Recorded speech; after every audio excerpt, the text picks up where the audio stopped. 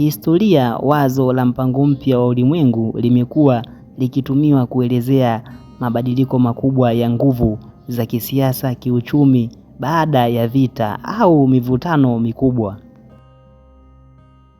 Baada ya vita vya kwanza vya dunia mwaka 19 iliundwa taasisi ya kimataifa iliyoitwa League of Nations.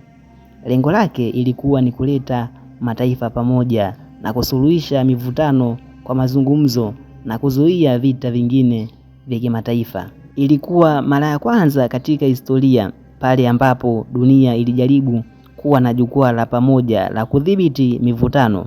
Hata hivyo, ilikumbwa na changamoto kubwa. Baadhi ya mataifa makubwa hayakushiriki kikamilifu. Hata hivyo, haikuwa na nguvu ya kutekeleza maamuzi yake kwa njia ya kijeshi. Matokeo yake haikuweza kuzuia kuibuka kwa vita vya pili vya dunia.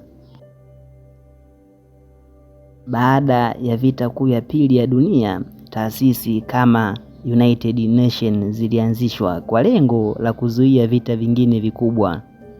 Huo pia ulikuwa aina ya mpango mpya wa ulimwengu, mfumo mpya wa ushirikiano wa kimataifa. Neno New World Order mara nyingi utafsiriwa tofauti. Baadhi ya watu uliona kama mpango wa siri wa mataifa makubwa kuunda mfumo wa udhibiti wa kimataifa. Wengine uliona kama mabadiliko ya kawaida ya nguvu kati ya mataifa. Kwa upande wa watu wa imani, hasa Wakristo, mijadala hii mara nyingi huunganishwa na maandiko ya Biblia, hasa kitabu cha Ufunuo wa Yohana. Baadhi yao huona migogoro ya kimataifa kama ishara za nyakati za mwisho. Wengine huonya kuwa migogoro kama ya vita ni utimilifu wa unabii. Na viongozi wa dini mbalimbali wamehimiza tahadhari dhidi ya kuogopa kupita kiasi. Wamesema kuwa hofu isiyo na msingi inaweza kupelekea mgawanyiko wa chuki badala ya amani.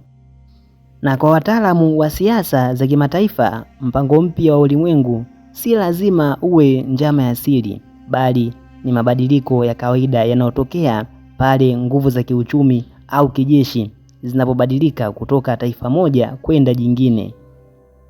Na hivyo basi, tunapoangalia League of Nations kisha UN, tunaona muundo unaojirudia.